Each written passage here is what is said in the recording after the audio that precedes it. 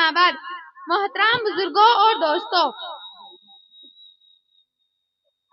یا ایھا الذین آمنوا لا یسخر قوم من قوم عسى ان یکونوا خیرا منهم الی صدر محترم، حاضرین جلسہ، میں نے ابھی آپ حضرات کے سامنے شروع حضرات کی جو آیت کریمہ تلاوت کی ہے ان کا ترجمہ یہ ہے: اے ایمان والو، نہ تو مردوں کو مردوں پر ہنسنا چاہیے، کیا عجب ہے کہ جن پر ہنستے ہیں وہ ان ہنسنے والوں سے خدا کے نزدیک بہتر ہو، اور نہ تو عورتوں کو عورتوں پر ہنسنا چاہیے، کیا عجب ہے کہ وہ بھی ان سے بہتر ہو، اور نہ ایک دوسرے کو تانا دو، اور نہ ایک دوسرے کو برے لقب سے پکارو۔ ایمان لانے کے بعد گناہ کا نام لگنا ہی برا ہے، اور جو ان حرکتوں سے باز نہیں آئے وہ ظلم کرنے والا ہے۔ اے ایمان والو، بہت سے گمانوں سے بچو، کیونکہ بعض گمان گناہ ہوتے ہیں، اور شراک مت لگایا کرو، اور کوئی کسی کی غیبت بھی نہ کیا کرو۔ کیا تم میں سے کوئی اس بات کو پسند کرتا ہے کہ اپنے مرے ہوئے بھائی کا گوشت کھائے اور اس کو تم ناگوار سمجھتے ہو، اور اللہ سے ڈرتے رہو؟ بے شک اللہ تو توبہ قبول کرنے والا مہربان ہے۔ بزرگوں اور دوستوں، ان آیت کریمہ میں اللہ تعالیٰ نے مسلمانوں کے باہمی تعلقات کی تصویر کھینچی ہے اور بتایا ہے کہ ایک مسلمان کو دوسرے مسلمان کے ساتھ کسی ہمدردوں کو منہ گشا یا بھائی چارگی سے سلوک کرنا چاہیے،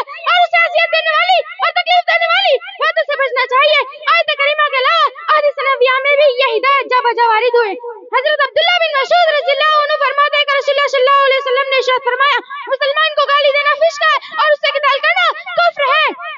دوسری حدیث میں ہے: اپنے مسلمان بھائیوں کو ایذا نہ پہنچاؤ، ان کی برائیوں نہ بیان کرو، ان کا عیوب نہ تلاش کرو، ورنہ جو شخص اپنے مسلمان بھائی کے عیب تلاش کرتا ہے اللہ تعالیٰ اس کے عیب تلاش کرتے ہیں، اور جس کے عیب اللہ تعالیٰ تلاش کریں گے اسے رسوا کر دیں گے، وہ عیب کتنا ہی پوشیدہ ہو۔ میرے بھائیوں، اگر تم چاہتے ہو کہ دنیا میں ترقی کرے، ہماری عزت و رفعت اور کھویا ہوا وقار ہم کو واپس مل جائے، تو ہمیں دیکھنا ہوگا کہ ہمارے آپ سے تعلقات کس قسم کے ہیں۔ ہم ایک دوسرے کا خیر خواہ یا بدخواہ، ایک دوسرے کے ہمدردوں کو منہ گشا یا جانی دشمن ہے۔ بڑے افسوس کی بات ہے کہ آج ہم مسلمان ایک دوسرے کو زیر کرنے کی فکر میں لگے رہتے ہیں، ایک دوسرے کی جائیداد ہڑپ کرنا، ایک دوسرے کی جائیداد لوٹنا، ایک دوسرے پر طعن و تشویش، اتہام و بہتان اور غیبت و چغلخوری کرنا آج ہم مسلمانوں کا سیوائے زندگی بن گیا ہے۔ حالانکہ حدیث میں آیا ہے: سچا پکا کامل مسلمان بھائی ہے جس کی زبان اور ہاتھ سے دوسرا مسلمان بھائی محفوظ رہے۔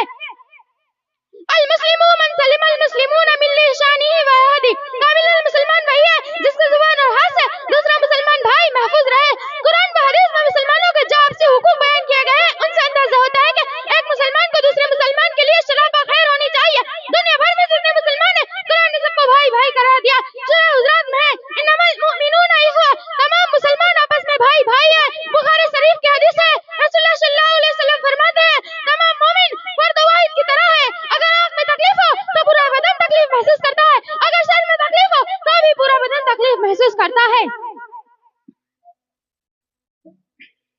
ہر مسلمان کو چاہیے کہ اپنے مسلمان بھائی کے لیے بھی وہی پسند کرے جو اپنے لیے کرتا ہو۔ ایسا نہ ہو کہ اپنے لیے تو خواہش ہو کہ میں دولت مند بن جاؤں، آرام و راحت کی زندگی گزر بسر کروں، مجھے کوئی تکلیف اور پریشانی نہ ہو، مگر دوسرا مسلمان بھائی خوب پریشان رہے۔ سوچ بچار کا طریقہ اور غور و فکر کا انداز سچا اور پکا مسلمان کا نہیں ہے۔ سچا اور پکا مسلمان وہی ہے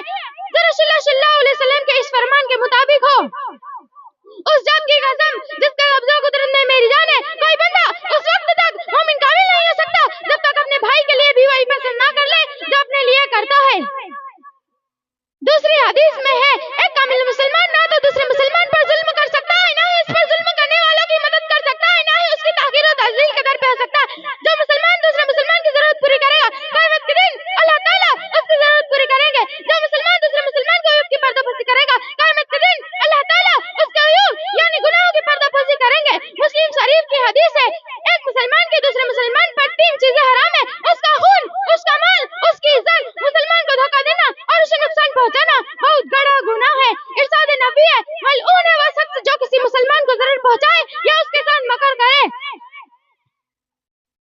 دو مسلمان کے درمیان 3 دن سے زیادہ سلام و کلام اور بول چال بند رکھنا حرام ہے، اور ان میں سب سے بہتر وہ شخص ہے جو سلام و کلام میں پہل کرے اور یہ سوچ لے کہ افراد کے ہاتھوں میں ہے اقوام کی تقدیر، افراد کے ہاتھوں میں ہے اقوام کی تقدیر، ہر فرد ہے ملت کے مقدر کا ستارہ۔ محترم بزرگوں اور دوستوں، مسلمان کے آپسی تعلقات اور حقوق کی کہاں تک تفصیل بیان کی جائے، بے شمار قرآن آیتوں اور حدیث نبویہ میں ان باتوں کو کھول کھول کر بتا دیا گیا ہے۔ ان ہدایت کے بعد بھی اگر ہم مسلمان ایک دوسرے کے ہمدرد نہ بنے، ہم نے اپنی رنجشوں کو ختم نہ کیا، ایک دوسرے کو ایذا دینے اور تعلقات سدھارنے کی فکر نہ کی، تو کیا ہم سچے اور پکے مسلمان کہلانے کے مستحق ہیں؟ آخر میں اس شعر کے ساتھ اپنی تقریر ختم کرتی ہوں: اشر کرے نہ کرے سن تو لے میری فریاد، اشر کرے نہ کرے سن تو لے میری فریاد، نہیں ہے داد کی طالب یہ بندی آزاد، وما علینا الا البلال۔ ماشاءاللہ، بہت ہی پیارا